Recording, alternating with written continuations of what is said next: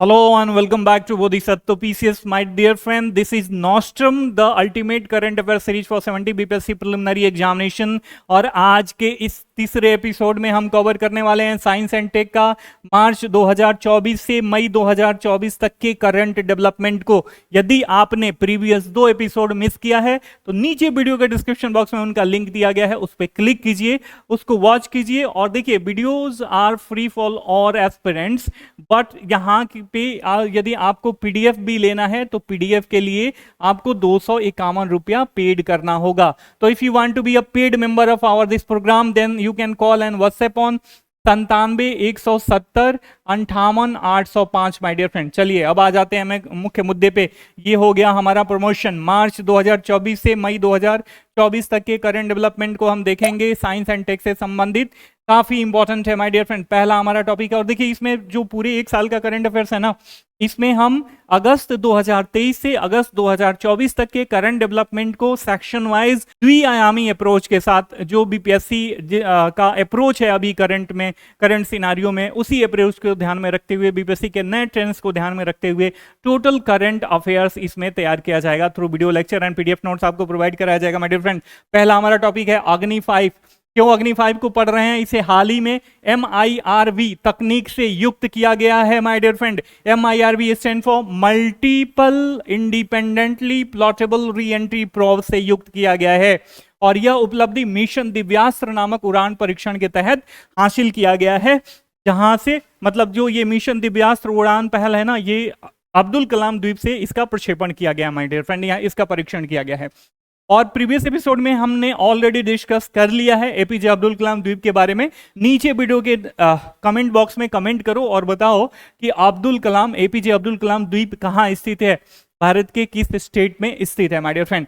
ठीक है, multiple independently plottable re entry probes के बारे में मैं आपको बता दे रहा हूं। देखो, होता क्या है, एक तीर से कई सारे निशाने नहीं साधते हैं, ये इसी वाले कॉन्सेप्ट पे ये बेस्ट है। इसमें होगा क्या कि एक मिसाइल में कई सारे वॉरहेड्स लगाए जाएंगे और ये एक साथ डिफरेंट टारगेट को हिट कर सकता है माय डियर फ्रेंड। तो ये काफी बड़ी उपलब्धि है माय डियर फ्रेंड। अग्नि 5 मिसाइल के बारे में आपको पता होना चाहिए। Integrated guided missile development programme के तहत इसे विकसित किया गया है। सतह से सतह पर मार करने वाली इंटरकॉन्टिनेंटल बैलिस्टिक मिसाइल है। ऑलरेडी मैंने प्रीवियस वीडियो में बताया था कि बैलिस्टिक मिसाइल क्या होता है। इंटरकॉन्टिनेंटल मतलब एक द्वीप से दूसरे द्वीप में इसे मार किया जा सकता है माय डियर फ्रेंड। रेंज जो है ये मोर देन 5000 किलोमीटर है इसका रेंज है। ठीक है, 5000 से भी ज्यादा इसका रेंज हो सकता है, इसे समयानुसार बढ़ाया जा सकता है, लेकिन लोगों को दिखाने के लिए इसका 5000 ही रेंज रखा गया है। नहीं तो बहुत सारे जो यूरोपियन कंटिनेंट के देश हैं उनको दिक्कत हो सकती है कि भैया इंडिया हमारे ऊपर भी हमला अगर कभी आवश्यकता पड़ी तो अपने देश से कर सकता है। ठीक है, अगला हमारा सखी ऐप के बारे में। देखिए, गगनयान मिशन पर अंतरिक्ष यात्रियों की मदद के लिए यह बहुउद्देशीय एप्लीकेशन है। सखी जो ऐप है ना, ये अंतरिक्ष जनित सहायक और क्रू इंटरेक्शन के लिए नॉलेज हब होगा। ठीक है, इसका विकास विक्रम साराभाई अंतरिक्ष केंद्र के द्वारा किया गया है। डिफरेंट तरीके का जो भी स्पेस से संबंधित जानकारियां होती हैं, यहाँ पे सखी ऐप के तहत इनको जो गगनयान मिशन के अंतरिक्ष यात्री हैं उनको प्रोवाइड कराया जाएगा माय डियर फ्रेंड। ठीक है, आगे बढ़ते हैं। हमारा अगला टॉपिक है गगनयान मिशन के बारे में। इससे संबंधित है, पूछा जा सकता है और आजकल करंट अफेयर्स में बना हुआ है। हमेशा कोई भी डेवलपमेंट होता है तो गगनयान मिशन न्यूज़पेपर में छपता है, उससे संबंधित जानकारियां छपती हैं। तो ध्यान में रखना, भारत का पहला मानव युक्त अंतरिक्ष कार्यक्रम ये होने वाला है। पृथ्वी की निचली कक्षा जो 300 से 400 किलोमीटर में 3 भारतीय अंतरिक्ष यात्रियों को भेजने का लक्ष्य रखा गया है। इसके तहत गगनयान मिशन हेतु इसरो ने एक अर्ध मानवीय हाफ ह्यूमनॉइड रोबोट का भी निर्माण किया गया है, जिसका नाम क्या रखा है माय डियर फ्रेंड? व्योम मित्र। ठीक है, तो ये हमने देख लिया सखी ऐप और गगनयान मिशन से संबंधित सारी जानकारियां। इंडिया AI मिशन के बारे में देख लेते हैं। 7 मार्च 2024 को केंद्रीय मंत्रिमंडल के द्वारा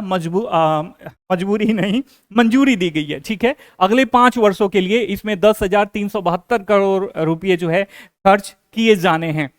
मिशन को डिजिटल इंडिया कॉरपोरेशन के तहत India AI independent business division के द्वारा कार्यान्वित किया जा रहा है। तो India AI mission is quite important for your pre as well as for your mains examination. कैसे मेंस एग्जामिनेशन के लिए यहाँ पे सहायक सिद्ध होने वाला है। मान लो कि आप एआई से संबंधित कोई टॉपिक लिख रहे हो, तो उसमें इंडिया एआई मिशन का इनपुट दे सकते हो as a factual orientation.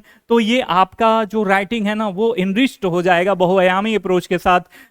Examiner को लगेगा कि हाँ इस बंदे को जो है फैक्ट्स भी मालूम है माय डियर फ्रेंड। तो कोई भी करंट अफेयर्स का टॉपिक पढ़ रहा है और रिलेवेंसी के अनुसार ये देखो कि उसका यदि हम मेंस के लिए लिख रहे हैं तो मेंस में उसका क्या यूटिलाइजेशन होने वाला है माय डियर फ्रेंड। देखो हमारा जो अगला टॉपिक है वो है टाउ न्यूट्रिनो।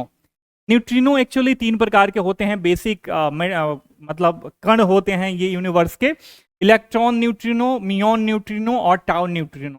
ये बहुत हल्के होते हैं जो किसी भी पदार्थ के साथ बहुत कम अंतरक्रिया करते हैं। यही कारण है कि इनका पता लगाना काफी कठिन होता है।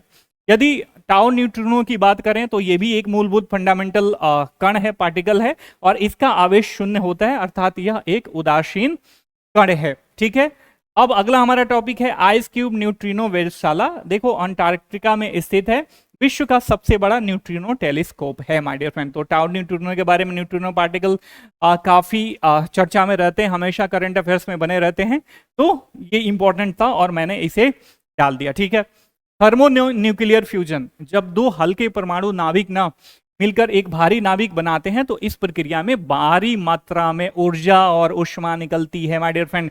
जैसे सूर्य और तारों में ऊर्जा का मेन प्राप्ति जो है थर्मोन्यूक्लियर फ्यूजन के द्वारा ही होता है। इसका क्या नाम है नीचे कमेंट करके बताओ। काफी सिंपल है और बचपन से पढ़ते आ रहे होंगे। रूस के परमाणु ऊर्जा निगम रोसाटॉम के अनुसार भारत और रूस नियंत्रित ताप नाभिकीय संलयन पर अनुसंधान और विकास पर सहयोग से संबंधित वार्ता कर रहे हैं। तो थर्मोन्यूक्लियर फ्यूजन काफी इंपॉर्टेंट हो जाता है for your pre examination as well as for mains examination. देखो हमारा अगला टॉपिक है कुलशेखरपट्टनम। इसरो का दूसरा रॉकेट लॉन्च पोर्ट है, तमिलनाडु में स्थित है और मार्च 2024 में पीएम ने इसकी आधारशिला रखी। कुलशेखरपट्टनम में निर्मित किए जाने वाले नए लॉन्च पोर्ट का उपयोग करके निजी क्षेत्र की इकाई लघु उपग्रह प्रक्षेपण यान की सहायता से उपग्रह लॉन्च कर सकते हैं या निजी क्षेत्र के सभी ऑन डिमांड वाणिज्यिक लॉन्च के लिए समर्पित बुनियादी ढांचे की सुविधा प्रदान करेगा माय डियर फ्रेंड। ठीक है, तो कुलशेखरपट्टनम के बारे में आपको जानकारी मिल गई। आगे बढ़ते हैं। देखो आजकल जो है इंडिया में भी प्राइवेट सेक्टर स्पेस सेक्टर में घुस रहा है, रिसर्च कर रहा है, सैटेलाइट बना रहा है, लॉन्च करने की कोशिश कर रहा है, बहुत सारी चीजें करी जा रही हैं, तो इसके लिए ये काफी इंपॉर्टेंट है। अगला हमारा टॉपिक है पुष्पक के बारे में माय डियर फ्रेंड। 22 मार्च 2024 को इसरो के द्वारा पुष्पक नामक रीयूजेबल लॉन्च व्हीकल की लैंडिंग का सफल परीक्षण किया गया। ये क्या है, एक स्पेस क्राफ्ट है, लंबाई 6.5 मीटर, वजन 1.75 टन के बराबर है और यह एक ऑटोमेटेड रीयूजेबल लॉन्च व्हीकल है माय डियर फ्रेंड।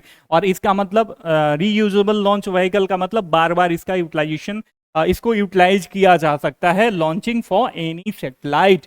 ठीक है, जो काफी लागत प्रभावी होता है माय डियर फ्रेंड। ठीक है, अगला हमारा टॉपिक है फास्ट ब्रीडर रिएक्टर।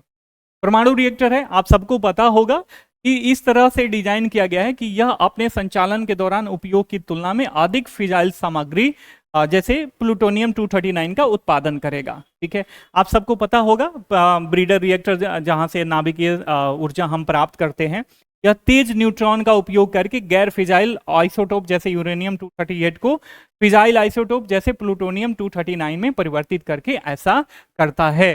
तो ये है फास्ट ब्रीडर रिएक्टर। और ये मैं क्यों बता रहा हूं, इसका संदर्भ क्या है, मैं बताना चाहूंगा कि कलपक्कम में, जो कि तमिलनाडु में स्थित है, prototype fast breeder reactor India का खुद से बनाया हुआ ऐसा डेवलप किया जा रहा है। ठीक है, तो ये अपने आप में काफी इंपॉर्टेंट है। कलपक्कम में इंडिया ने प्रोटोटाइप खुद से इंडिजीनियस मतलब खुद से डेवलप ये रिएक्टर बना रहा है। फिजाइल सामग्री क्या होती है, सामग्री जो आसानी से न्यूट्रॉन के साथ प्रतिक्रिया करके न्यूक्लियर फ्यूजन में प्रवेश कर जाती है नाभिकीय विखंडन में। ठीक है, फिजाइल सामग्री के कुछ उदाहरण हैं, मैं आपको बता देता हूं। यूरेनियम 235, 239 और 233 माय डियर फ्रेंड। ठीक है, आगे बढ़ते हैं, हम अपना अगले टॉपिक पे चलते हैं। हमारा अगला टॉपिक है इनसैट 3DS 17 फरवरी 2024 को आंध्र प्रदेश के श्रीहरिकोटा में स्थित सतीश धवन अंतरिक्ष केंद्र से इसरो ने इनसैट 3DS उपग्रह को प्रक्षेपित किया। इसके द्वारा GSLV F-14 के द्वारा। ये करेगा क्या भैया, किस उद्देश्य के साथ इसे लॉन्च करा गया है? इसे बादल, कोहरे, वर्षा, बर्फ, आग, धुआं, मतलब जो मौसम है उसकी जानकारी ये इकट्ठा करेगा, उस पर रिसर्च करेगा। इसके साथ साथ भूमि संरक्षण पे भी ये काम करेगा, डेटा उपलब्ध कराएगा। समुद्रों की गहराई के शोध में भी इसका यूज किया जा सकता है। तो यहां से प्रश्न देखो, क्वेश्चन कैसे अराइज हो सकता है। इनसैट 3DS का यूटिलाइजेशन है मौसम से संबंधित, भूमि संरक्षण से संबंधित और समुद्रों में गहराई से संबंधित। तो इसके फीचर और इसके कार्य आपको पता होने चाहिए माय डियर फ्रेंड। ठीक है, आगे बढ़ते हैं, हम आ जाते हैं अगले टॉपिक पे। UV-SOL-S एक वैक्सीन है जो हैजा से बचाव हेतु प्रयोग में लाई जाती है। WHO ने इसे प्री क्वालिफाई किया है। और हैजा क्या है, देखो हैजा एक तो इसमें इंपॉर्टेंट है UV-SOL-S, डेवलप बाय WHO, मतलब इसे प्री क्वालिफाई किया WHO ने। ठीक है, और ये हैजा किससे होता है? विब्रियो कॉलेरी जीवाणु के कारण होने वाली एक घातक डायरिया बीमारी है जिसमें पेट और मुंह दोनों खराब हो जाता है व्यक्ति का माय डियर फ्रेंड। ठीक है, आगे बढ़ते हैं, अगला हमारा टॉपिक है दुर्गा 2। 100 किलोवाट का हल्का निर्देशित ऊर्जा हथियार है। एक प्रकार की हथियार प्रणाली है जो अपने लक्ष्यों को नष्ट करने हेतु लेजर, माइक्रोवेव अथवा कण बीम के रूप में अत्यधिक केंद्रित ऊर्जा उत्सर्जित करती है। और इसका विकास किसके द्वारा किया गया है माय डियर फ्रेंड? DRDO के द्वारा। तो ये काफी इंपॉर्टेंट है, बच्चे क्या हो जाते हैं, अमूमन कंफ्यूज हो जाते हैं इसरो और DRDO से संबंधित जानकारियों के बारे में। अगला हमारा टॉपिक है India's atmospheric research test bed, ART, काफी इंपॉर्टेंट है। This topic is quite important for pre examination as well as for your mains examination my dear friend. ठीक है, तो कोई भी टॉपिक आप पढ़ रहे हो, आपको लग रहा है इसकी रिलेवेंसी है for the mains examination, then mind it. आपको ये सबकॉन्शियस माइंड में डालना है कि इस टॉपिक का मैं कैसे यूटिलाइजेशन कर सकता हूं मेंस एग्जामिनेशन में माय डियर फ्रेंड। पृथ्वी विज्ञान मंत्रालय ने 12 मार्च 2024 को सिलखेड़ा, मध्य प्रदेश के सीहोर जिले में स्थित है, में वायुमंडलीय अनुसंधान परीक्षण आर्ट के पहले चरण का उद्घाटन किया। आर्ट एक खुले क्षेत्र का अवलोकन और विश्लेषणात्मक अनुसंधान कार्यक्रम है जो जून से सितंबर तक दक्षिण पश्चिम मानसून के दौरान मौसम के मापदंडों और समसामयिक प्रणालियों का अध्ययन करने पे केंद्रित है। अब देखो यहाँ पे मेंस में कैसे इसका यूटिलाइजेशन करोगे। मान लो कि मॉनसून पैटर्न के बारे में लिख रहे हो आप, ठीक है, और मैं मॉनसून पैटर्न के बारे में लिख रहे हो, जैसे मैं अपने टेस्ट में, जो हमारा मेंस का टेस्ट है, मैं उसमें बताते रहता हूं जब रिव्यू करता हूं बच्चों को कि कैसे आपको, जैसे मान लो मौसमी प्रणाली के बारे में लिख रहे हो, in Indian system, Indian continent, सब कॉन्टिनेंट पे जो मॉनसून का डिस्ट्रीब्यूशन है, मॉनसून की प्रणाली है, उसके बारे में लिख रहे हो। ठीक है, तो सब लिखेंगे, सबको स्टैटिक जानकारी है, जो भी सीरियस कैंडिडेट है उनको स्टैटिक जानकारी है, सब है, बट आप अलग कैसे लिखोगे। मान लो ये करंट डेवलपमेंट आर्ट के बारे में लिख दिया थोड़ा बहुत, एक दो लाइन, तो इससे क्या होगा, आपका डायनेमिक अप्रोच हो जाएगा और नंबर अमूमन जो है जनरल मार्किंग से आपको ज्यादा मिलने की पूरी संभावना है माय डियर फ्रेंड। तो हमारा अप्रोच आपका होलिस्टिक प्रिपरेशन हो, इसमें रहता है आप रिजल्ट ओरिएंटेड प्रिपरेशन करो, इसमें रहता है। दैट्स वाई हमारा जो टेस्ट सीरीज है ना, फॉर प्री और फॉर मेंस एग्जामिनेशन सब में जो है इंटीग्रेटेड अप्रोच के साथ हम पढ़ाते हैं बच्चों को। Scientific temperament based on new trends of BPSC। तो if you want to join our program then you can call and WhatsApp on 97 170 5805। 15 June से Brahmastra the ultimate astra for 70 BPSC preliminary examination crash course शुरू हो रहा है, totally based on new trends of BPSC, सारे subject based on NCERT, एक साल का current affairs, PYQ analysis, 1-to-1 interaction, complete mentorship, मात्र आपको 2500 रुपये में रिजल्ट ओरिएंटेशन के साथ पढ़ाई जाएगी माय डियर फ्रेंड। तो जुड़ना चाहते हो तो यही नंबर है 97 170 58 805, इस पे कॉल करके व्हाट्सएप करके हमसे जुड़ के आप अपने प्रिपरेशन का पेस और स्टैंडर्ड दोनों मेंटेन कर सकते हो। ऑनलाइन ऑफलाइन मीडियम में दोनों के लिए फी समान है 2500 रुपीज।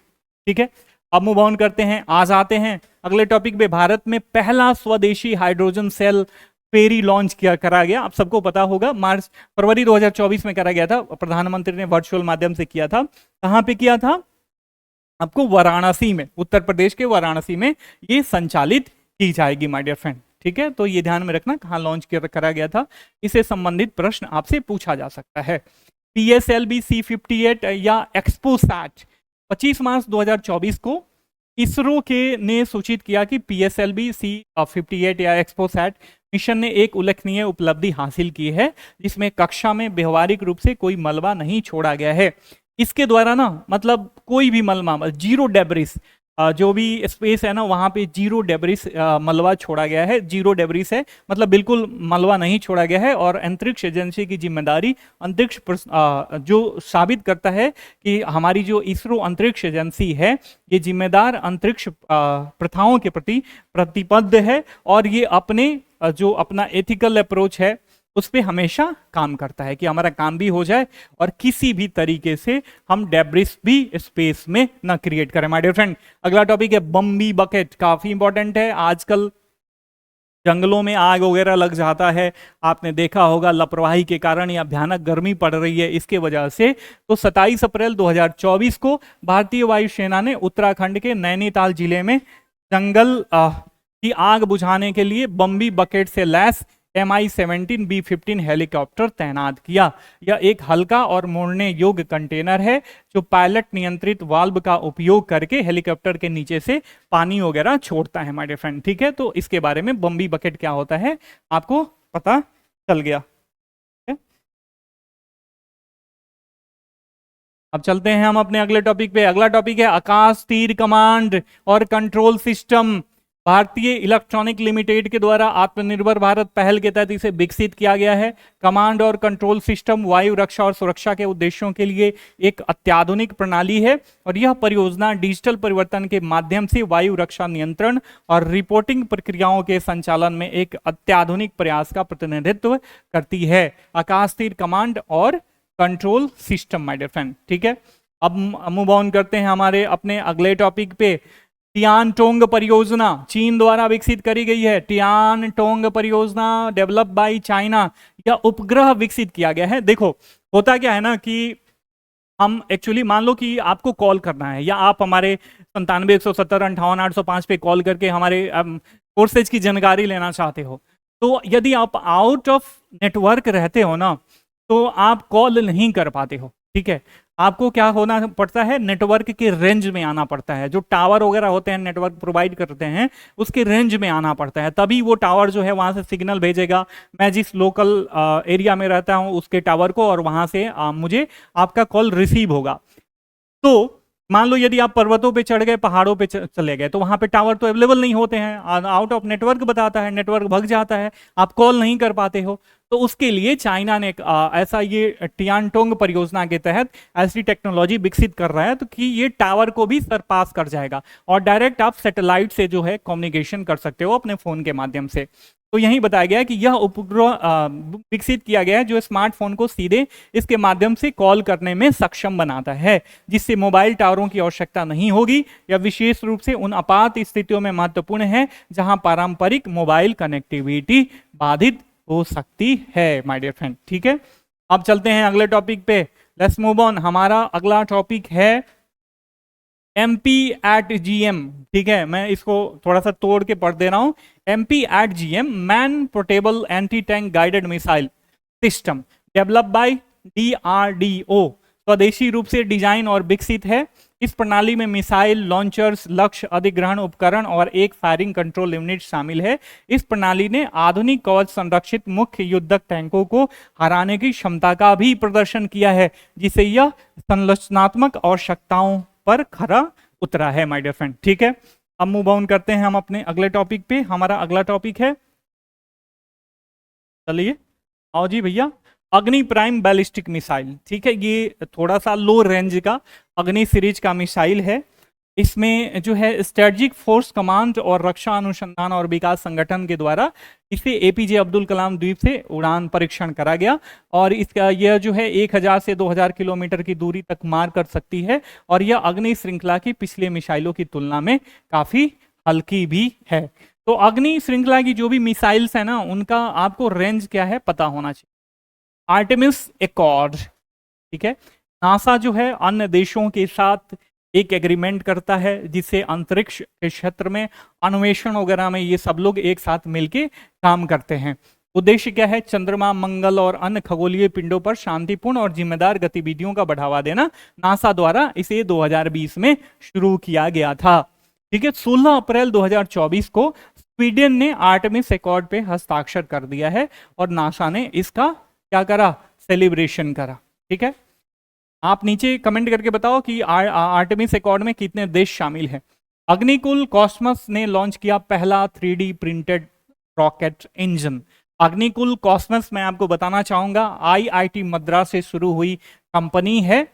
इसने 30 मई 2024 को इतिहास रच दिया जब इसने दुनिया का पहला पूरी तरह से 3D प्रिंटेड इंजन से संचालित रॉकेट अग्निबाण सॉर्टेड को सफलतापूर्वक लॉन्च किया। और यह लॉन्च कहां से किया था? श्रीहरिकोटा में, भारत के पहले निजी लॉन्च पैड धनुष से।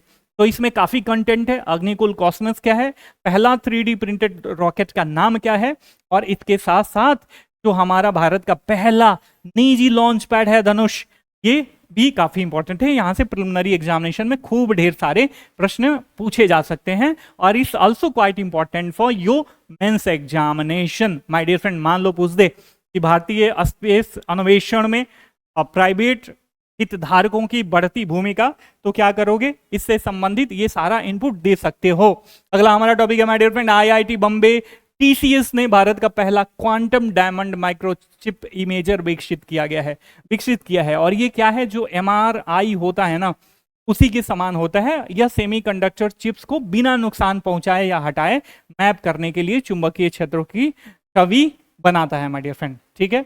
आगे बढ़ते हैं, हम अपने अगले टॉपिक पे चलते हैं। हमारा अगला टॉपिक है, एक नोट है, मतलब वन लाइनर नोट है, जो इंपॉर्टेंट लगा मैंने इसमें शामिल कर दिया। नासा ने सैटेलाइट प्री फायर को जलवायु परिवर्तन की निगरानी और शमन के लिए लॉन्च करा है। तो प्री फायर किसकी सैटेलाइट है? नासा की सैटेलाइट है। उद्देश्य क्या है? जलवायु परिवर्तन की निगरानी और शमन। पहले भारतीय अंतरिक्ष पर्यटक ने सब ऑर्बिटल फ्लाइट पूरी की, जिसका नाम है गोपी थोटा कुरा, ठीक है। ये ध्यान में रखना। 19 मई को ब्लू ओरिजिन की स्वामित्व वाले अंतरिक्ष यान पर एक मनोरंजक अंतरिक्ष यात्रा पर जाके इन्होंने इतिहास रच दिया गोपी थोटा कुरा ने। ऐसा करने वाले ये भाई साहब क्या हैं? फर्स्ट इंडियन बन गए हैं माय डियर फ्रेंड। अगला हमारा टॉपिक है Copernicus EMS rapid response service. आप सबको पता है कि ईरानी राष्ट्रपति इब्राहिम रईसी और अन्य प्रमुख नेता जो हैं, 19 मई 2024 को इनका हेलीकॉप्टर जो है दुर्घटनाग्रस्त हो गया था। कहाँ? ईस्टर्न अजरबैजान प्रांत में। तो मौसम काफी खराब था, अंधेरा था, सूर्य की रोशनी नहीं थी। तो खोजबीन में क्या हो रहा था? ईरान को बहुत सारा दिक्कत हो रहा था। तो ईरान ने यूरोपियन यूनियन से डिमांड करी कि भैया ये कोपरनिकस कार्यक्रम के तहत EMS रैपिड रिस्पांस सर्विस दो हमें, ताकि हम अपने राष्ट्रपति और उनके साथ जो प्रमुख नेता लोग हैं वो खो गए हैं, उनकी जानकारी हम प्राप्त करें। तो ये काफी इंपॉर्टेंट है, ध्यान में रखना। एक्चुअली ये कहाँ जो है, कब इनकी दुर्घटना हुई, ठीक है। इसके साथ साथ ईस्ट अजरबैजान अपने आप में काफी इंपॉर्टेंट हो जाता है। अजरबैजान की राजधानी, लोकेशन वगैरह, कोई भी ज्योग्राफिकल साइट जो है यदि करंट में बनी रहती है ना, तो उसके आसपास का अवलोकन मैपिंग वगैरह जरूर करके रखना। हालांकि हम अपने करंट डेवलपमेंट में पढ़ाएंगे सारी मैपिंग इंपॉर्टेंट प्लेसेज का, बट आपका अप्रोच ऐसे ही होना चाहिए। तो कोपरनिकस कार्यक्रम क्या है? Global monitoring for the environment and security programme है। इसे जेम्स कहा जाता है माय डियर फ्रेंड। उपग्रहों और अन्य स्रोतों से डेटा का उपयोग करके दुनिया भर के लोगों को सुरक्षा और पर्यावरण के बारे में जानकारी प्रदान करता है। यह यूरोपीय संघ का अंतरिक्ष कार्यक्रम आपदा प्रबंधन, जलवायु ट्रैकिंग, कृषि और अन्य महत्वपूर्ण क्षेत्रों में भरपूर सहायता करता है माय डियर फ्रेंड, ठीक है।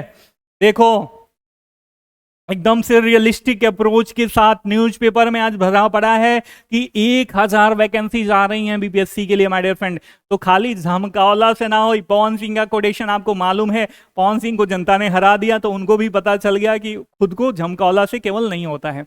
ठीक है। और इसमें रियलिस्टिक ये एक कटाक्ष है वैसे लोगों पे जो अनरियलिस्टिक अप्रोच रखते हैं, शो ऑफ ज्यादा करते हैं, काम कम करते हैं। तो अब समय आ गया है कि गर्मी को अपने जो मेहनत का ताप है उससे दबा दो, और आपका टेम्पो जो है एकदम हाई होना चाहिए, बीपीएससी से ऊपर लेवल का होना चाहिए। बीपीएससी को डेली नीचे अपने पैरों तले रौंद दो, और ऐसा आप कब कर सकते हो, जब आप मेहनत अप टू मार्क करोगे माय डियर फ्रेंड। ठीक है, तो एकदम जागृत अवस्था में आ जाओ। कोरोनल मास इंजेक्शन, ठीक है, ये काफी इंपॉर्टेंट है। अब होता क्या है कि सूरज के बाहरी इलाकों में, जिसे हम कोरोनल एरिया बोलते हैं, इसमें सौर हवा और चुंबकीय क्षेत्रों के बड़े बड़े विस्फोट होते रहते हैं। इसी को बोला जाता है coronal mass injection my dear friend. ठीक है, इससे क्या होता है, दूर संचार प्रभावित होता है, बहुत सारी वायुमंडलीय जो है यूनिवर्सल प्रक्रियाएं होती हैं, यूनिवर्स में प्रक्रियाएं होती हैं। इसरो ने 3D प्रिंटेड रॉकेट इंजन का सफल प्रक्षेपण किया 10 मई 2024 को, और इंजन का हॉट टेस्ट सफलतापूर्वक परीक्षण किया है। और यह परीक्षण भारत के अंतरिक्ष अन्वेषण कार्यक्रम एडिटिव मैन्युफैक्चरिंग तकनीकों को एकीकृत करने की दिशा में महत्वपूर्ण कदम हो सकता है। एडिटिव मैन्युफैक्चरिंग मैंने बताया था, ये 3D प्रिंटिंग को बोला जाता है माय डियर फ्रेंड। ठीक है, पहले भी मैंने बता दिया था। 3D प्रिंटेड रॉकेट इंजन परीक्षण किया गया, जिसे PS4 इंजन के रूप में जाना जाता है। ठीक है, तो PS4 engine 3D printed rocket है, परीक्षण किया गया इसरो के द्वारा। अगला हमारा टॉपिक है AI डेड बोर्ड्स। ठीक है, AI डेड, अब देखो AI ना हमारे मतलब हर एक क्षेत्र में, जीवन के हर एक क्षेत्र में घुस रहा है। AI डेड बोर्ड्स, आप बोर्ड्स क्या है, एक चैट बॉट्स होता है, आपको ये बात पता है, और डेड लगा हुआ है, दैट मीन्स मृत लोगों का, मान लीजिए कि पंडित जवाहरलाल नेहरू हैं, उनका स्वर्गवास हो चुका है, तो AI क्या करेगा, उनके भाषण को, उनके सोशल प्रोफाइल का अध्ययन वगैरह करेगा, और उनके आवाज में सारी चीजें वो डेवलप कर सकता है। और इसमें इथिकल चीजें भी शामिल है, इसका मिसयूज हो सकता है, और एथिक्स हमेशा जो भी करंट डेवलपमेंट होते हैं साइंस एंड टेक्नोलॉजी से रिलेटेड, उसमें शामिल होता है माय डियर फ्रेंड। ठीक है, तो इसको लेके लोग चिंतित हैं। तो इसको बता देता हूं AI डेड बोर्ड्स क्या है। या मृत व्यक्तियों की नकल करने के लिए डिजाइन किए गए हैं। डेड बोर्ड्स का अर्थ है एक ऐसी अवधारणा जिसमें चैट बॉट्स या रोबोटिक इकाइयां अपने मानव समकक्षों की मृत्यु के बाद भी कार्य करना जारी रखते हैं और पुनः सक्रिय होते हैं। वहीं ये किसी व्यक्ति के भाषण पैटर्न, सोशल मीडिया व्यवहार या जीवन काल के दौरान एकत्र किए गए डेटा को आधार मान के ऐसा करते हैं माय डियर फ्रेंड। ठीक है, आगे बढ़ते हैं। हमारा अगला टॉपिक है, अध्ययन में डिजिटल सामग्री खपत की पर्यावरणीय लागत का खुलासा किया गया है। एक अध्ययन किया गया है, इसमें बताया गया है कि जो हम सोशल मीडिया का उपयोग करते हैं, वीडियो स्ट्रीमिंग करते हैं, वेब ब्राउजिंग करते हैं, इससे बहुत सारी पर्यावरणीय दिक्कतें भी होती है। हम इमेजिन करते हैं, हम सर्च करते हैं, उसमें भी क्या होता है, कार्बन एमिशन होता है। ये बताया गया है कि औसतन जो भी एक्टिविटीज ऊपर हमने चर्चा करा, डिजिटल आदतें प्रति व्यक्ति प्रति वर्ष 229 किलोग्राम CO2 के समकक्ष उत्सर्जन करते हैं, जो वैश्विक प्रति व्यक्ति ग्रीन हाउस गैस उत्सर्जन का लगभग 3 से 4% है। ठीक है, ये गतिविधियां प्रति व्यक्ति कार्बन बजट का लगभग 40% हिस्सा लेती हैं, जो ग्लोबल वार्मिंग को 1.5 डिग्री सेल्सियस से नीचे रखने के लिए आवश्यक है माय डियर फ्रेंड। देखो, कार्बन बजट के बारे में हमने ऑलरेडी चर्चा कर लिया है पिछले एपिसोड में। आप नीचे कमेंट करके बताओ कि कार्बन बजट होता क्या है। अगला है हमारा टॉपिक, ग्लिप्टोथोरैक्स पुण्यबरताई। अरुणाचल प्रदेश में नई कैटफिश प्रजाति की खोज करी गई है। ICAR NBFGR के संस्थापक निदेशक डॉक्टर पुण्यबरत दास के सम्मान में इसे रखा गया है। ये एक क्या है, कैटफिश है। नीचे कमेंट करके बताओ कि क्या कैटफिश जो है रियली में फिश की प्रजाति है कि क्या है, रियल में वास्तव फिश है कि नहीं है। नीचे कमेंट करके बताओ कैटफिश के बारे में माय डियर फ्रेंड। ठीक है, बढ़ते हैं हम अपने अगले टॉपिक पे, थ्रोम्बोसिस विद थ्रोम्बोसाइटोपेनिया सिंड्रोम। देखो, अभी कोविड-19 के वैक्सीन से रिलेटेड बहुत सारे मामले उभर के सामने आए थे। एस्ट्राजेनेका जो कोविड-19 वैक्सीन बनाई थी, उससे संबंधित केस हो गया था, और ये बताया गया था कि इससे क्या हो रहा है, TTS हो रहा है। TTS एक दुर्लभ स्थिति है जिसमें रक्त के थक्कों के निर्माण के साथ साथ कम प्लेटलेट काउंट हो जाते हैं, और इससे होता क्या है, जब ये टीटीएस से कोई व्यक्ति प्रभावित होता है तो सांस की कमी हो जाती है, सांस लेने में, सीने में दर्द, त्वचा पर छोटे लाल धब्बे या चोट के निशान लगते हैं, सिर दर्द होता है और शरीर के अंगों में शून्यता शामिल हो सकता है। इसके साथ साथ टीटीएस गंभीर जटिलताओं जैसे स्ट्रोक, हार्ट अटैक और गंभीर सांस लेने की समस्याओं का भी कारण बन सकता है, जो रक्त के थक्के के स्थान पर निर्भर करता है माय डियर फ्रेंड। ठीक है, तो टीटीएस काफी इंपॉर्टेंट है, आपने इसे देखा। तो ये था पूरा हमने इस वीडियो लेक्चर में देखा आपका मई 2024 तक के साइंस एंड टेक से संबंधित करंट डेवलपमेंट। यदि इस कोर्स को आप लेना चाहते हो, if you want to be the paid group of our this programme और पीडीएफ का लाभ उठाना चाहते हो, तो ये हमारा नंबर है 97 170 58 805। इस पे कॉल करके, व्हाट्सएप करके हमसे जुड़ के आप अपने प्रिपरेशन का पेस और स्टैंडर्ड दोनों, ठीक है। आई होप कि आपको वीडियो का कंटेंट और प्रेजेंटेशन अच्छा लगा होगा। मिलते हैं अगले वीडियो लेक्चर में, तब तक के लिए साइनिंग ऑफ, टेक केयर, जय हिंद, जय भारत।